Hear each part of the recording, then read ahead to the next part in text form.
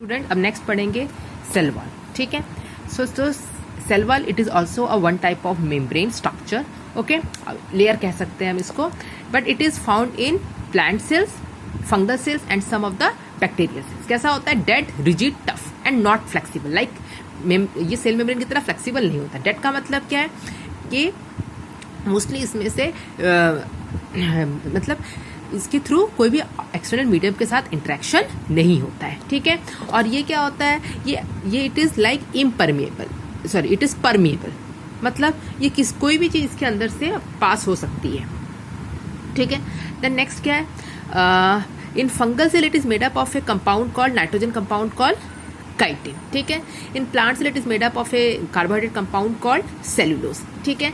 Then bacterial cells में it is made up of proteins and carbohydrates. इसको हम लोग बोलते हैं अच्छे वर्ड में पेप्टिडोग्लाइकेन. पेप्टिडो का मतलब प्रोटीन, ग्लाइकन का मतलब कार्बोहाइड्रेट. ठीक है. It helps the plant to resist adverse condition. क्यों?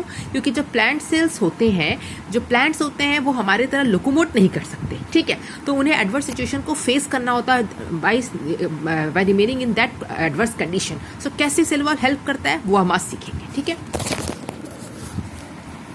सो देखो, नेक्स्ट देखो, यहाँ पर मैंने दो सोल्यूशंस, फिर से यहाँ पर मैं दो सोल्यूशंस ले रही हूँ. ठीक है. हाइपोटोनिक सोल्यूशन लिया है और ये प्लांट सेल लिया है. हाइपोटोनिक सोल्यूशन आपको याद होगा, मतलब जिसमें बाहर जिसमें सॉल्यूट कम होता है और सॉल्वेंट ज़्यादा होता है. ठीक है. तो और मैंने यहाँ एक प्लांट सेल लिया. इस प्लांट सेल को अगर मैं इस सोल्यूशन में डालूंगी तो ऑटोमेटिकली क्या होगा? वाटर यहाँ एक्सटर्नल सोल्यूशन में ज़्यादा है, तो water will move from this solution to the plant cell. तो प्लांट सेल क्या होना चाहिए? स्वेलअप होना चाहिए था, लेकिन प्लांट सेल स्वेलअप नहीं होगा and maintain its structure. Why?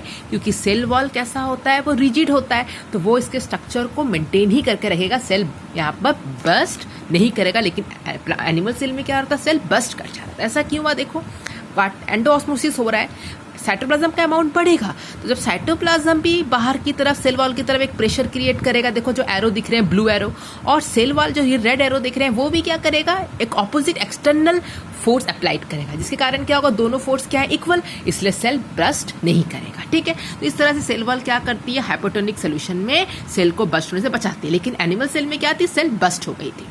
लेकिन अब सेकंड कंडीशन देखो, मैंने हाइपोटोनिक सोल्यूशन लिया, मतलब यहाँ पर सॉल्यूट ज्यादा है और सॉल्वेंट कम with respect to plant cell. Plant cell में सॉल्यूट ज्यादा है तो वाटर क्या होगा? Will come out.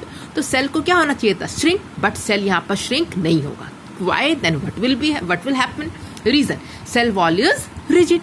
तो यहाँ क्या होता है? देखो ये वाला पार्ट क्या था? साइटोप्लाज्म था. ठीक है. तो यहाँ देखो साइटोप्लाज्म क्या हो गया है? श्रिंक हो गया है. लेकिन सेल वॉल क्या है? It is intact. यहाँ पर सेल का स्ट्रक्चर चेंज नहीं हुआ.